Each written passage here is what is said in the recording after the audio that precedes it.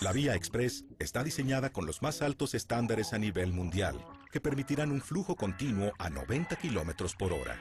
Contará con sistemas inteligentes de peaje, por lo que la velocidad de acceso será de hasta 70 kilómetros por hora y estará vigilada por sistemas de seguridad de última generación, que permitirán a los usuarios transitar con toda confianza a cualquier hora. This is a 1950s solution to a 21st century problem. The building of more highways, whether they're called expressways, with a seeming perception that you're going to ease congestion and alleviate CO2 emissions and so on. In fact, you're doing quite the opposite. The computer animation is great. It's world-class animation, but I love the fact that there's no congestion on the highway. You know, the highway looks perfect, but it's just not a realistic portrayal of a highway. It's full of lies. It is impossible. There's nowhere in the world that a high quality, high capacity, high speed road has saved time. New roads generate new traffic. New roads fill up with new traffic.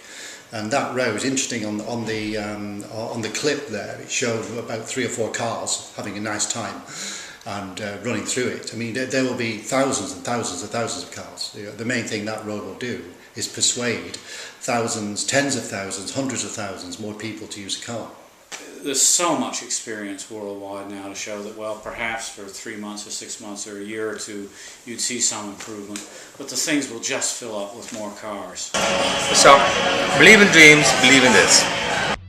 Gracias a los ahorros en tiempo que generará tanto a sus usuarios como a la población en general, contribuirá sin duda a elevar la calidad de vida de la sociedad tapatía, ayudando además a disminuir las emisiones contaminantes a la atmósfera. The video it's propaganda. It's ridiculous. It's laughable. You know, the idea that a multi-laned raised highway would reduce pollution. How, if you're bringing more cars into the system, how can that reduce pollution?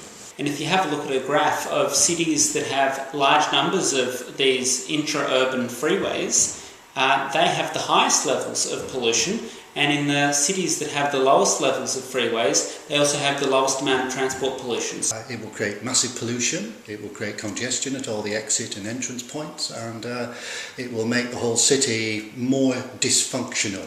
Giving more space to more cars. It increases your pollution, it increases the inequality of the city. The repercussions of this type of a project are just, they're so far-reaching and so negative. El proceso constructivo de la Vía Express estará a la altura de la infraestructura que hoy en día se desarrolla en Europa y Norteamérica. Este proceso minimizará las molestias a los vecinos, así como los contratiempos que los automovilistas pudieran percibir durante el periodo de construcción, que será de aproximadamente 20 meses. And America has the worst reputation for mobility. As all major projects in the world are so cheap, fast, doesn't bother anybody. All major projects in the world take longer, cost more, and bother a lot of people. When city governments are going to do something that fundamentally changes the character of the city, it's absolutely instrumental that communities are involved in the process. Este tipo de soluciones han sido implementadas en ciudades de primer mundo, como Tokio, Los Ángeles y Seúl. Please show me a project like this somewhere in the world that has solved the problem.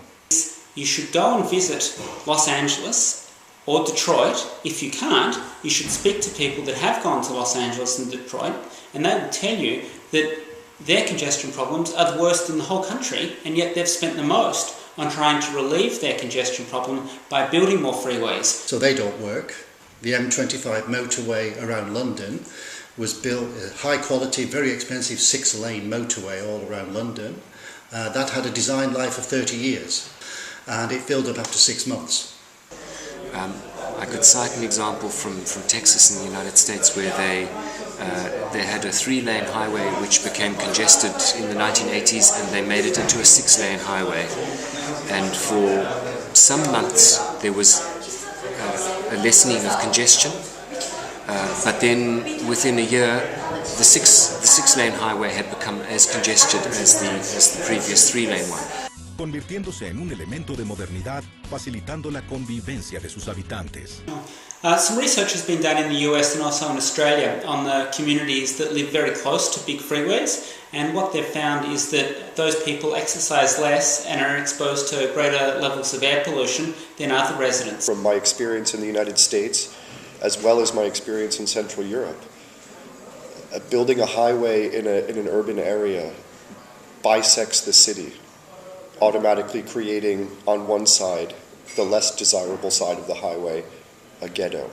And the thing that these elevated structures do is they slice a city right in half. They make terribly ugly, dangerous, noisy spaces underneath them. The clever architects in cities today are saying we are taking expenditure, federal expenditure, national expenditure from freeways, and we're putting them into real sustainable ways of mobility, like bikeways, like public transport systems for buses, and better pedestrian access points, creating more pedestrian plazas, more bikeways in cities, and making the cities themselves more and more difficult for cars to get into. La Vía Express tiene como objetivo que las personas de esta ciudad vivan mejor comunicados y cuenten con más tiempo para las cosas que realmente importan. Vía Express. But this is just absolutely dreadful. It's nonsense, it's full of lies, it's doomed, it's a failed project, and it's basically throwing money down the toilet.